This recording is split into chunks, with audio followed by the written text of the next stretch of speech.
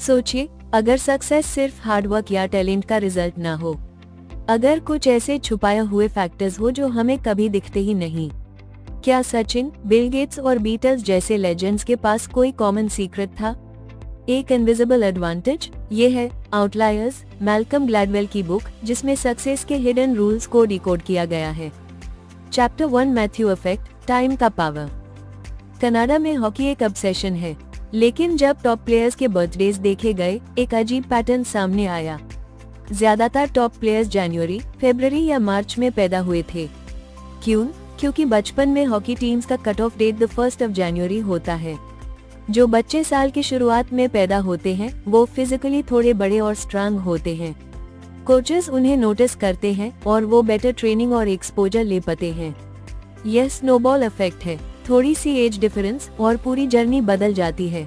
इसको Matthew effect कहते हैं, जो के पास है उसको और दिया जाता है। चैप्टर 2, 10,000 आवर रूल, प्रैक्टिस और chance. Bill Gates genius the, लेकिन उनका रियल एडवांटेज ये था कि उन्हें स्कूल में एक रेयर कंप्यूटर लैब मिल गया था 1968 में। द बीटल्स को जर्मनी के हैम्बर्ग, प्रोनाउंस्ड हाम्बर्ग, में रात भर शोज मिलते द 8 घंटे रोज। हर रात एक नई ऑडियंस, नया परफॉर्मेंस।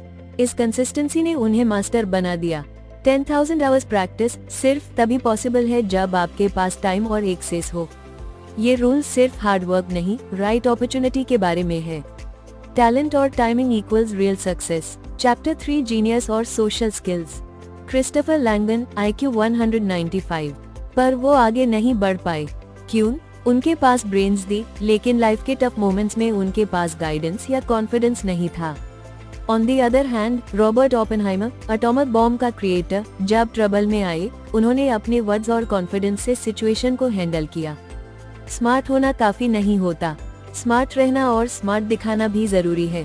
प्रैक्टिकल इंटेलिजेंस, यानी समझना कि दुनिया कैसे चलती है, सक्सेस के लिए इक्वली इम्पोर्टेंट होता है। चैप्टर 4, कल्चर की ताकत। एक कोलंबियन फ्लाइट क्रैश हो गई, इंजन फेलियर के बिना।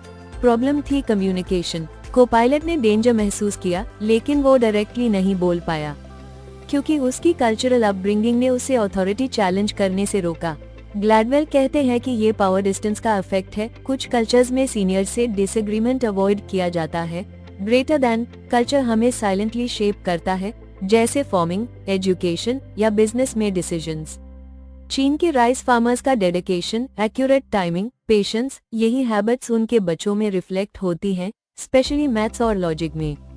कल्चर एक इनविजिबल फोर्स है जो आपको पुश भी करता है और कभी कभी पुल भी। फाइनल चैप्टर, ग्लैडवेल की family story.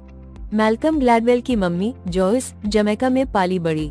British colonial system के बीच एक ब्लैक वुमन के स्ट्रगल्स और ड्रीम्स की कहानी। उनका जर्नी एक इमोशनल प्रूफ है कि कैसे टाइमिंग, अपॉर्चुनिटी और फैमिली सपोर्ट से एक जनरेशन की लाइफ चेंज हो सकती है। जॉयस इंग्लैंड गई, पढ़ी, स्ट्रगल किया और आज मैल्कम की स्टोरी लिखी जा रही है। आउटलायर्स सिर्फ अपनी मेहनत का रिजल्ट नहीं होते, वो कई अनसीन सैक्रिफाइसेस और चांसेस का रिजल्ट होते हैं। अगले बार जब आप किसी सक्सेसफुल इंसान को देखें, सिर्फ ये मत सोचिए कि उन्होंने क्या किया, ये भी सोचिए उनके आसपास क्या था, कौन था, कब था। सक्सेस सिर्फ एक इंसान की कहानी नहीं, ये पूरी सोसाइटी की स्टोरी होती है।